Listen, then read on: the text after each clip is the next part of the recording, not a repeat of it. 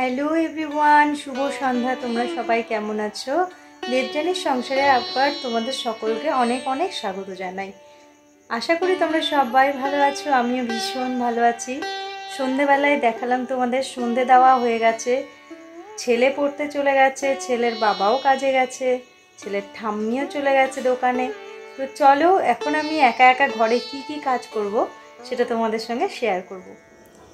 দেখো বন্ধুরা, সন্ধ্যের পরে আমাদের চারিদিকটা কীরকম অন্ধকার হয়ে গেছে। আমার কিন্তু একা একা ভীষণই ভূতের ভয় লাগে, কিন্তু তবুও আমি একাই ঘরে আছি, কি করব। আমার সন্ধ্যে দেওয়ার পরে ছাদে আসতেই হয় বাসনগুলোকে ধুতে।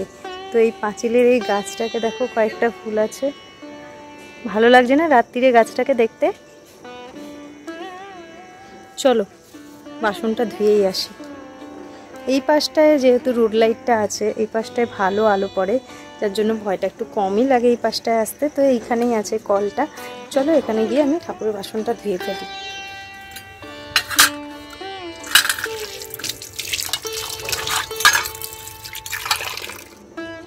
একটা নিশ্চয়ই তোমরা আওয়াজ পাচ্ছ বাজনার। তো আমাদের এখানে যে মন্দিরটা আছে পাশে, সেই মন্দিরে বাজনা বাজছে। প্রত্যেকদিন সন্ধ্যা আরতির সময় মন্দিরে বাজনাটা বাজে। চলো আমি এবার ভেতরে যাই। একা একা ঘরে কি কি কাজ করব তোমাদের সঙ্গে শেয়ার করব। এই দেখো ঝুড়িতে আছে কি, এগুলো হচ্ছে মিষ্টি আলু। তো এই মিষ্টি আলুগুলোকে সেদ্ধ করে মা বলেছে, মানে আমার শাশুড়ি মা বলেছেন আজকে একটুখানি পরোটা খাবে, মিষ্টি আলুর পরোটা বলেও দিয়েছে কিভাবে করতে হয়। তো চলো আগে মিষ্টি আলুটাকে সেদ্ধ করবো, তার জন্য ছুলে নিই সব কটা আলুকে, তার সঙ্গে দুটো সাদা আলুও দিয়ে দেবো। অনেক কয়দিন হয়ে গেল আলুগুলো আনা হয়েছে, সেই পরোটা খাওয়ার জন্যই উনি নিয়ে এসছেন, কিন্তু সময়ের অভাবে করতে পারিনি। তো ভাবলাম আজকে ছেলেটা যখন সন্ধ্যেবেলায় পড়তে গেছে, বসে আছি, তো করে ফেলি, সন্ধ্যেবেলার টিফিনটাও হয়ে যাবে। আমার শাশুড়ি মাকে সারপ্রাইজ দিয়ে দেবো, উনি আসছেন দোকান থেকে আর আধ ঘন্টার মধ্যে, ততক্ষণে হয়ে যাবে। মিষ্টি আলু সেদ্ধ হতে তো বেশি টাইম লাগে না। আলুর থেকে দেখো খোসাই বেশি, আসলে অনেক কয়দিন হয়ে গেল শুকিয়ে গেছে, তো কি করব, খোসাগুলো বেশি মোটা মোটা করে ফেলে দিতে বলো। চলো এই যে এই কয়টা হয়েছে, এর মধ্যে দুটো সাদা আলু দিয়ে দিই ছুলে।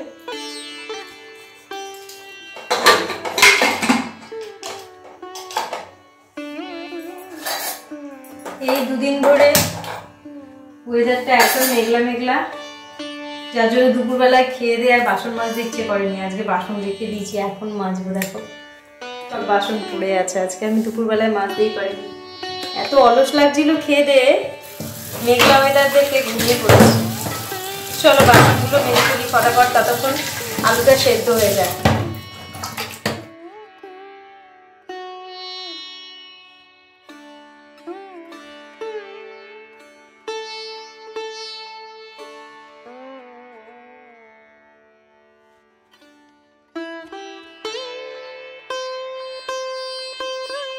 এবার এই যে ঝুড়িটা, এই ঝুড়িটার মধ্যে বাসন আমি উপর করে রাখি। দেখো বাসন রাখতে রাখতে যে বাসনের জলগুলো পড়তে পড়তে দেখো শ্যাওলা শ্যাওলা টাইপের হয়ে গেছে। ঘষে ঘষে পরিষ্কার করি, তাও এরকম হয়ে যায়।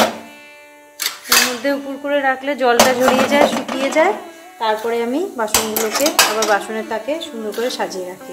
কুকারটাও মনে হচ্ছে সিটি পড়বে, শিশি শিশি হচ্ছে আওয়াজ। তাড়াতাড়ি পর বাবা, খিদে পেয়ে গেছে।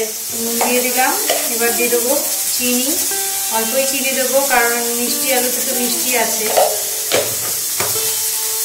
এবার দিয়ে দেবো তেল, সাদা তেল দিলেও হবে, সর্ষের তেল দিলেও হবে, সর্ষের তেলই দিলাম।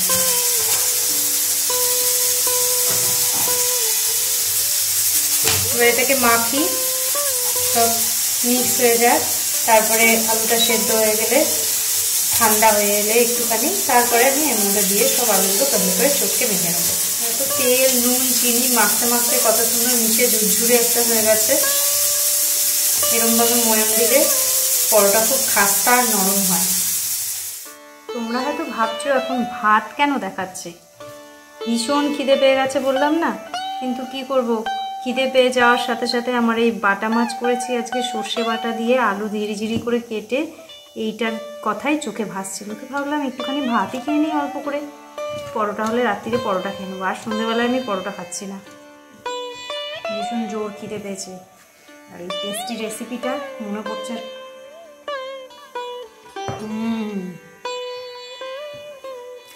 দারুণ হয়ে যায়। ও বাবা, একটা সিটি দিতে না দিতেই দেখো কি পরিস্থিতি, সব আলুগুলো গলে গলে গেছে। চলো এবার আলুগুলোর মধ্যে দিয়ে মাখাই। যেমন ধোয়া বেরোচ্ছে আলু দিয়ে। ঠান্ডা হয়ে গেলে আবার শক্ত শক্ত হয়ে যায়, যদি একটু উষ্ণ উষ্ণ গরম থাকতেই মাখবো।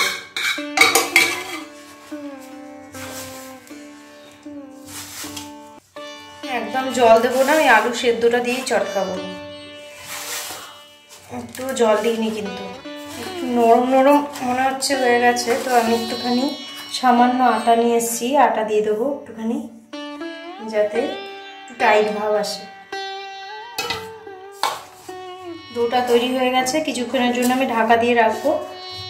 10 থেকে 15 মিনিট পরে আমি একটু ছেনে নিয়ে পরোটাটা ভাজতে শুরু করব।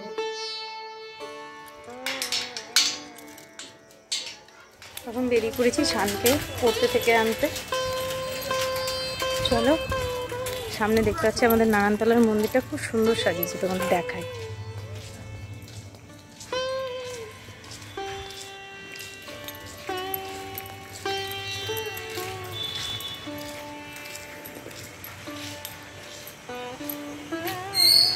শানকে পড়তে থেকে নিয়ে আমি এখন বাড়ির দিকে যাই, তারপরে বাড়িতে গিয়ে আমি কি ভাজবো, পরোটা। এই যে আমাদের নারায়ণতলার মন্দিরটা কত সুন্দর না, কি সুন্দর সাজিয়েছে, কি ভালো লাগছে দেখতে। এই গাছে হাত দেয় না রাত্রিরে, চোখ টোক সব তো ঢেকে গেছে মনে হচ্ছে। হ্যালো বন্ধুরা, আমি পড়তে গেছিলাম, পড়তে থেকে এলাম, মা নিয়ে আসলো, মা পরোটা ভাজবে, আমি মিষ্টি দিয়ে পরোটা খেয়ে ঘুমিয়ে পড়ব। Tata, bye bye, good night.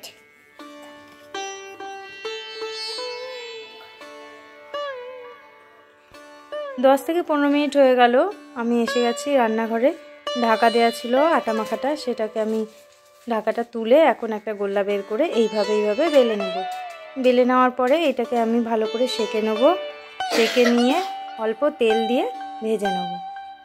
তো হয়ে গেছে, শানের জন্যই দুটো করে দিলাম, ও আগে খাক। এই পরোটাগুলো ভীষণ নরম আর খাস্তা হয়, ভীষণ ভালো লাগে খেতে। শানকে দিয়ে দিয়েছি খেতে। এই দেখো, তোমাদের কেমন লাগলো অবশ্যই বলো। শান যতক্ষণ খাক, তোমরা চ্যানেলটাকে সাবস্ক্রাইব করে যেও। আবার তোমাদের সঙ্গে আর একটা নতুন ভিডিও নিয়ে দেখা করব। ততক্ষণ তোমরা ভীষণ ভালো থেকো সবাই। টাটা।